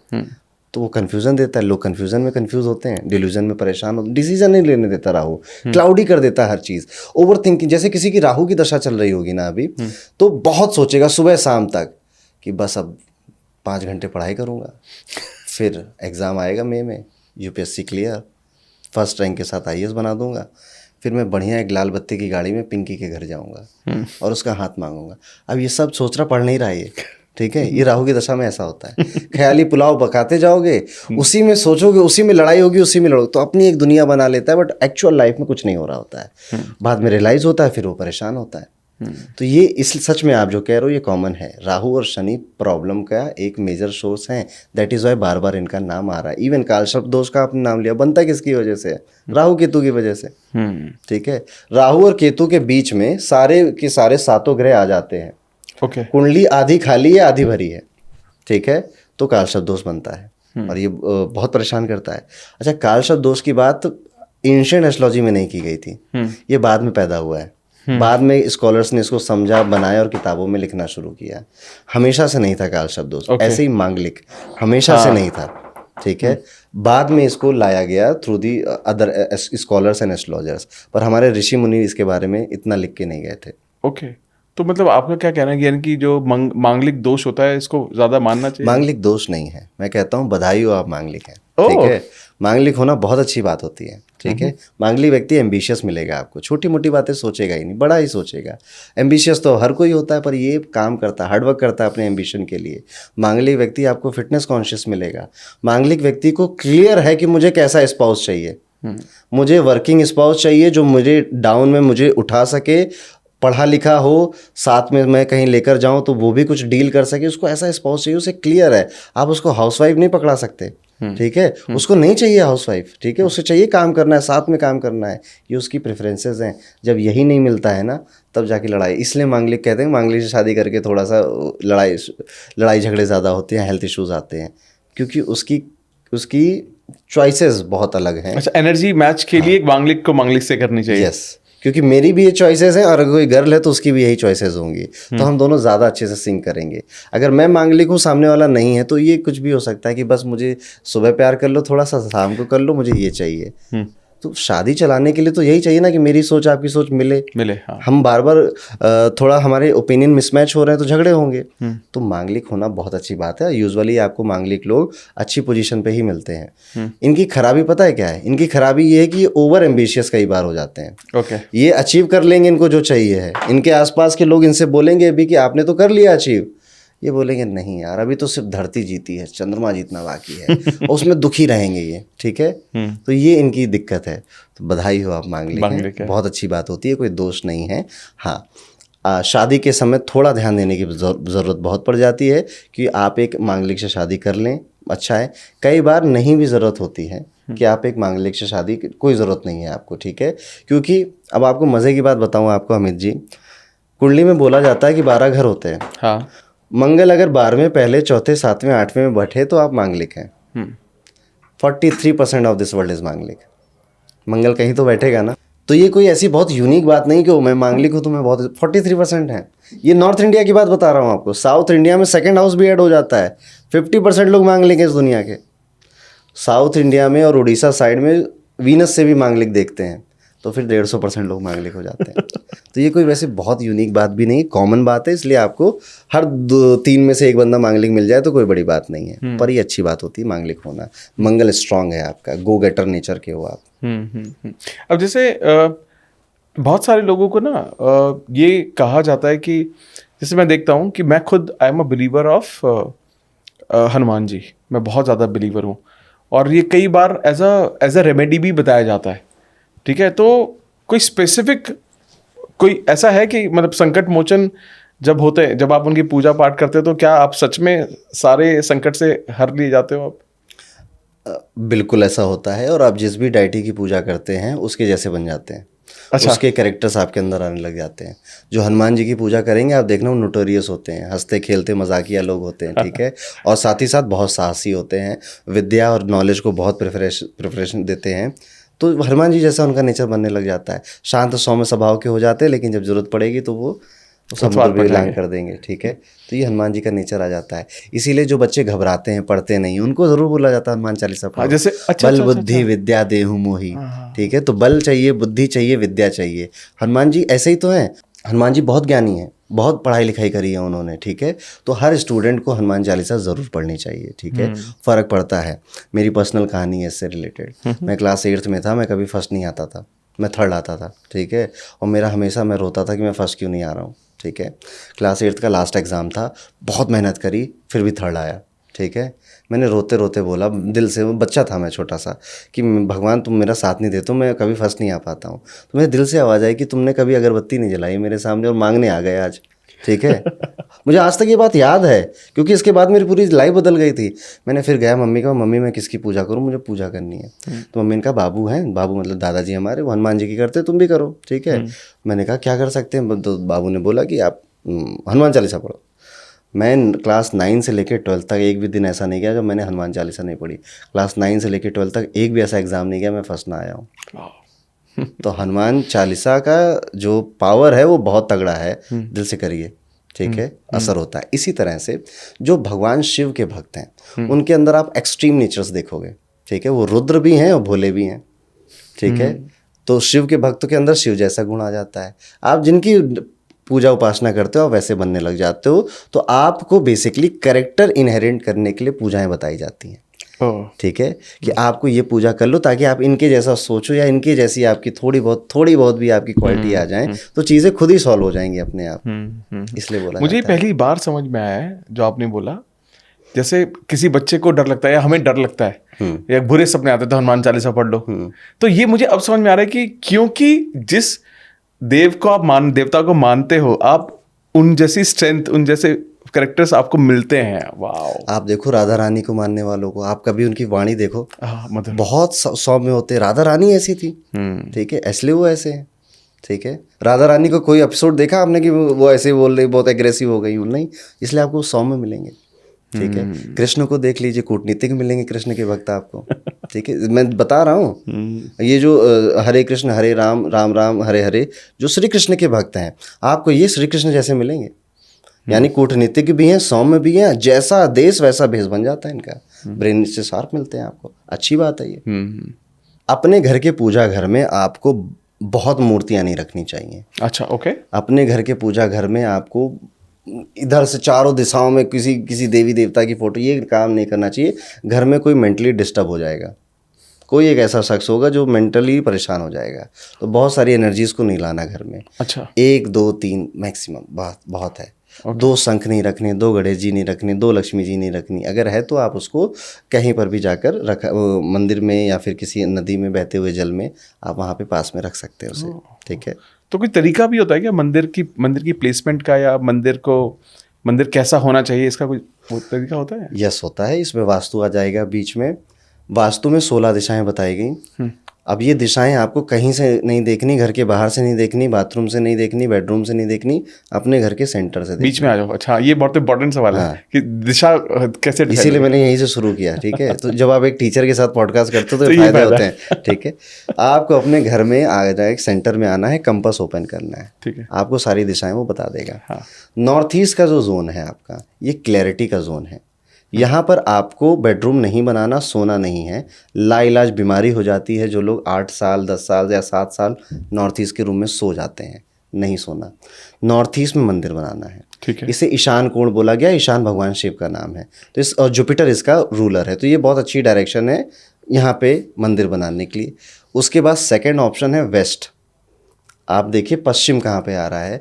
पश्चिम में इसको इच्छा पूर्ति की दिशा बोला गया। तो जिनके घर के पश्चिम में टॉयलेट या किचन बन जाता है, उनके घर में लोगों के डिज़ायर पूरे नहीं हो रहे होते, और किसी एक का नहीं, सबका, ठीक है। क्योंकि टॉयलेट की फ्लशिंग की एनर्जी होती है, वो फ्लश कर देता है, जो भी डिज़ायर आया फ्लश हो गया, ठीक है। और किचन होता है फायर, ठीक है, वो आपके डिज़ायर को या तो ओवर कर देगा या जला के रख देगा। तो यहाँ पर भी आप मंदिर बना सकते हो वेस्ट में। अब ऐसा नहीं उधर भी बना लिया इधर भी बना लिया, एक जगह बनाओ। साउथ इंडिया में आपको मैक्सिमम जो टेम्पल हैं वो वेस्ट साइड में मिलेंगे, और नॉर्थ इंडिया में आपको नॉर्थ ईस्ट साइड में मिलेंगे लोगों के घरों में। तो ये है, आप यहाँ पे मंदिर बना सकते हैं। मंदिर बना तो लिया, क्या मंदिर बनाना ही ज़रूरी है? एक उपाय इसमें भी करना चाहिए। उपाय क्या कहूँ, ये तो एक डेली प्रैक्टिस है। आप अपने मंदिर को साफ करना भूल जाते हैं लोग, ठीक है, पूजा घर को। वो महीने में या जब दिवाली आएगी तब मूर्तियों की साफ करें, चकाचक बनाना चाहिए। और एवरी थर्सडे आपको अपने टेंपल को एटलीस्ट हर चीज़ छोटी छोटी क्लीन, क्योंकि कई बार अगरबत्ती और दिया जलाते कालिक आ जाती है, ठीक है। हाँ। तो ये गलत है, ओके। वो किसी का घर है भाई, ठीक है, और उसके केयर टेकर आप हो। इसलिए मैं कहता हूँ कि अपने दरवाजे पे गणेश जी की फोटो मत लगाओ, अपने दरवाजे पे किसी की फोटो मत लगाओ, शोपीस की तरह ट्रीट मत करो, ठीक है। ये हम हिंदू ही हैं जो अपने देवी देवताओं का मजाक बना रहे हैं, और कोई नहीं। आप किसी और धर्म के नहीं देखोगे इतना जितना हिंदुइज्म में देखोगे। आप दरवाजे पे लगा दिया, ठीक है। एक हनुमान जी हैं, वो गाड़ी में ऐसे ऐसे तैर रहे हैं, लटक रहे हैं, you are making them as a showpiece. आपका और आपके आराध्य का जो रिश्ता है वो दिल का है, श्रद्धा का है। अब घर में होना चाहिए, प्राइवेट होना चाहिए, ठीक है।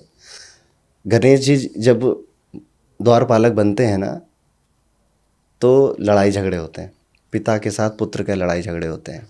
याद करिए, जब गणेश जी द्वारपाल बने थे माँ पार्वती के लिए, तो शिव जी आए थे, युद्ध हुआ था। तो गणेश जी को द्वारपाल नहीं बनाना है, वो आराध्य है, उन्हें मंदिर में आराम से रखना है। तो कई बार ऐसा होता है कि बहुत सारे घरों में, हमारे घर में भी है, कि कुछ तो मंदिर में भगवान रखे हैं, कुछ अलग अलग जगह रखे हैं, तो ये भी नहीं करना चाहिए। नहीं, जैसे जिनकी पूजा बार बार आप कर रहे हो ना, ठीक है, उनकी मल्टीपल मूर्तिज मत रखिए। कई बार हम कई किताबें भी लेकर आते हैं ना, उन किताबों में भी भगवान के पिक्चर होते हैं, ठीक है। तो अब वो नहीं लाना, इतना भी नहीं जाना है, ठीक है। बट मैं कह रहा हूँ बहुत सारा फोटो नहीं रखना है। आपको एक इंटरेस्टिंग बात बताऊँ, कई लोगों को पूजा करना सूट नहीं करता। अच्छा। कई लोगों को रिलीजियस होना सूट नहीं करता, ठीक है। ऐसा लाल किताब बोलती है, प्लेसमेंट भी बताती है उसके लिए, ठीक है। अब इसमें लोग भड़क जाएंगे, ये क्या बात हुई, मैं बताता हूँ। अगर किसी का 7th हाउस में जुपिटर बैठा है, तो इसको लाल किताब बोलती है कि आप ज़्यादा पूजा पाठ मत करिए, आप ज़्यादा मंदिर मत जाइए, आप थोड़ा कम करो ये सब चीज़ें। क्यों ऐसा क्यों बोल रही है? हमें ये सवाल, हमें भड़कना नहीं है, हमें सवाल पूछना है।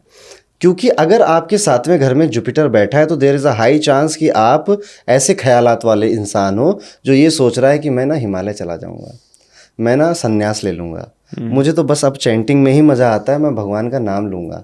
तो आप जितना रिलीजियस बनोगे उतना आप अपनी मैरिड लाइफ से दूर चले जाओगे, आपकी मैरिड लाइफ में स्ट्रगल होगा। लाल किताब ने एक शब्द यूज़ किया, गृहस्थी में फंसा हुआ साधु। इसको बर्डन लगेगा कि यार ये मैं क्या कर रहा हूँ, मैं गृहस्थी में फंसा हुआ हूँ, वही स्कूल जाना, बच्चों को छोड़ना, ये वो, मुझे तो स्पिरिचुअलिज्म की तरफ जाना। इसलिए कहा कम करो भाई, थोड़ा कम करो, क्योंकि तुम्हारी रिस्पॉन्सिबिलिटी तुम्हारी वाइफ और तुम्हारे बच्चे हैं। तो उसमें भड़कना नहीं है, समझना है इस बात को। इसी तरह से जुपिटर 4th हाउस को बोला जाता है मंदिर मत जाओ, ठीक है? क्यों? क्योंकि इसकी आदत होती है कि इसका पेट भी दर्द होगा, ये दंडवत प्रणाम करेगा, प्रभु ठीक कर दो, ठीक है? तो लाल किताब कहती है Jupiter 4th house is a great placement. दे तो दिया तुमको इतना, अब कुछ जाके कर्म कर भाई, मेहनत कर। हर बारी के लिए मेरे सामने आ जाते हो भीख मांगने, ठीक है? मत मांगो, इसलिए मना किया जाता है। तो हर किसी के लिए पूजा भी, बहुत पूजा नहीं ठीक होती है। जैसे जुपिटर 10th हाउस के लिए बोलते हैं नेकी करो जूते खाओ। अभी आप कहोगे ये क्या बात हुई है कि ज्योतिष मुझे अच्छाई और भलाई करने के लिए मना कर रहा है? नहीं भाई, ज़्यादा करने के लिए मना कर रहा है। जिसका जुपिटर 10th हाउस में होता है, अभी देखना कमेंट में आएंगे आपको, उनकी कहानियां हैं कि हमने बहुतों का भला किया और सबने काटा। ठीक है, करेक्ट, बिल्कुल सही है।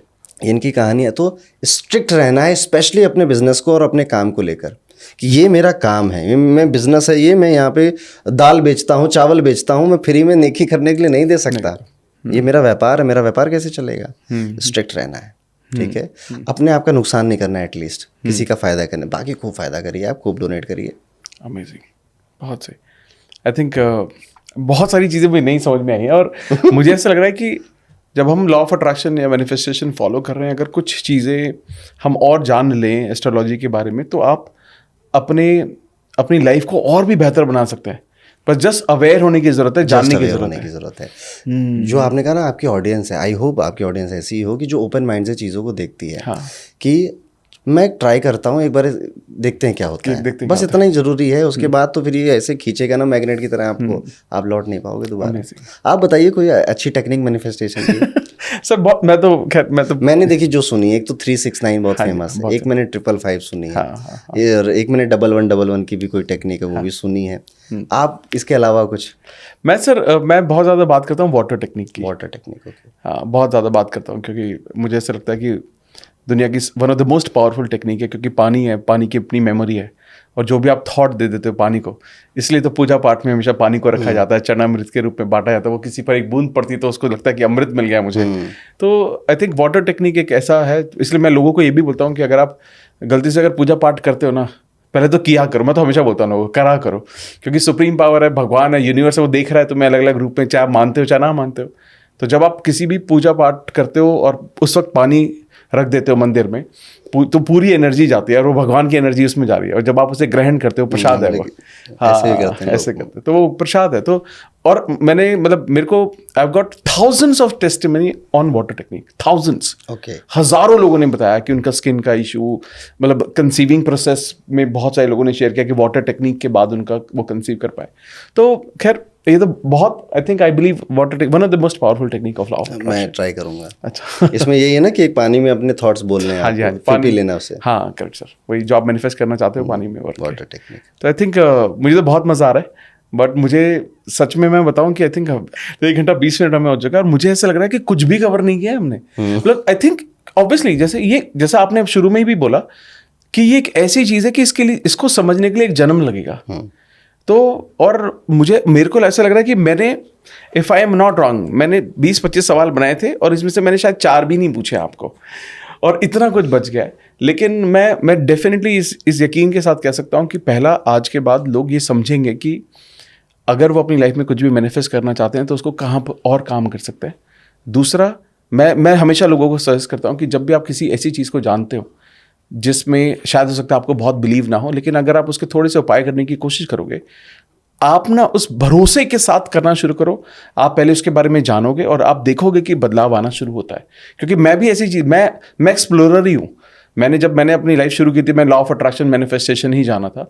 आज के टाइम में मैं बहुत सारी छोटी छोटी चीज़ों को जानता हूँ। मैं बात नहीं करता क्योंकि मैं एक्सपर्ट नहीं हूँ, मैं सिर्फ इसके बारे में बात करता हूँ, लेकिन कहीं ना कहीं हर चीज़ से मेरी ज़िंदगी में बहुत वैल्यू ऐड हुई है। और आज भी आपने मेरी जो राशि देखी, मुझे बहुत सारी चीज़ें समझ में आई, मैनिफेस्टेशन के टाइम पीरियड समझ में आए।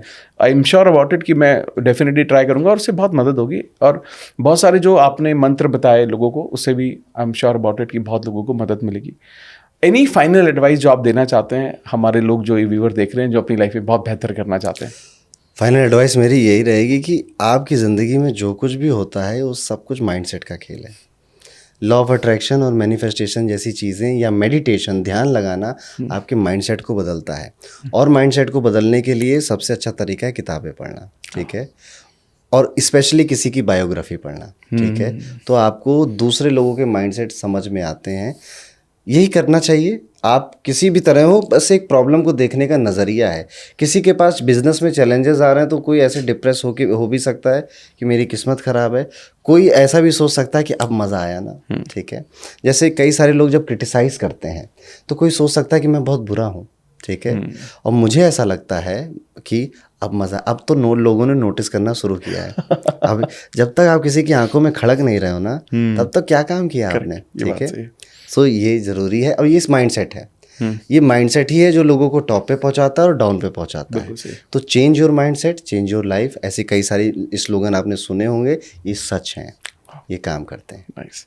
सो मुझे बहुत मज़ा आया और मुझे बहुत कुछ सीखने को मिला। और मतलब मैं जितना मैंने आपको आज तक ऑनलाइन देखा, लेकिन मैं आपसे मिलके आप बहुत ही सहज, बहुत ही सिंपल भाषा में इतना सरलता से आप चीज़ों को समझाते हैं, मैं वो लाइव भी महसूस कर पाया और मैं आपकी एनर्जी भी ग्रहण कर पा रहा हूँ। मुझे बहुत अच्छा लग रहा है आज आपसे मिलकर बात करके। एंड आई एम श्योर यही सेम एनर्जी हमारे लोगों तक भी पहुँच रही होगी। तो गाइज़, आई एम श्योर ये पॉडकास्ट आपको अच्छा लगा होगा और बहुत सारी नॉलेजेबल चीज़ें आपको समझ में आई होंगी। बहुत सारी चीज़ों के बारे में बात की गई है, लेकिन आज आप ये डिसाइड कीजिए कि इसमें से ऐसी कौन सी चीज़ है जो आज से शुरू करके आप अपनी लाइफ में वो बदलाव देखना चाहते हैं, उस पर काम करना शुरू करें। और आपको अगर ऐसा महसूस हो कि यार ये तो मेरी कहानी है और या कुछ करने के बाद मेरे को फ़र्क महसूस हुआ, आप उसको कमेंट बॉक्स में ज़रूर डालना। बिकॉज जब आप कमेंट करते हो, क्योंकि बहुत लोग ना वीडियो देखने से पहले कमेंट बॉक्स पढ़ते हैं ताकि लोगों को मदद हो सके कि यार एक इंसान की अगर मदद हुई है तो मेरी भी मदद हो सकती है। इस इंसान ने जो लिखा है वो तो मैं भी चाहता था, अगर इसने पा लिया तो मैं भी पालूंगा। तो और मैं सर के लिंक में सारे डिस्क्रिप्शन में मैं डाल दूंगा। आप जैसे उन्होंने बताया कि बहुत सारे कुछ वीडियोस आप देखोगे, कुछ चीज़ें जब आप फॉलो करना शुरू करोगे तो बहुत सारी चीज़ें आप खुद ही सीख जाओगे। और जब तक खुद नहीं सीखोगे आप जीरो पर रहोगे। कोई भी कुछ भी बोलेगा और हम बहुत चीज़ों के बारे में गलत धारणाएं भी बना लेंगे कि यार मेरे को तो मैं फंस गया था, ये हो गया था, वो हो गया था। लेकिन जब आप जानकारी रखोगे तो कोई भी सामने वाला इंसान आपको गलत दिशा नहीं दे पाएगा। तो आपका बहुत बहुत धन्यवाद। आई एम ब्लेस्ड कि आप यहाँ पर आए। Thank you. और I am sure I think जरूरत पड़ी तो हम पॉडकास्ट 2 जरूर करेंगे, पार्ट 2 बिल्कुल करेंगे। थैंक यू सर, मुझे मज़ा आया बहुत आज के पॉडकास्ट में। Thank you sir. जो मैंने शुरू में बोला था ना, मूलांक 1 और मूलांक 2 आपका मूलांक 2 है, यानी क्योंकि आप 11 को जन्म लिया आपने, मेरा 1 है।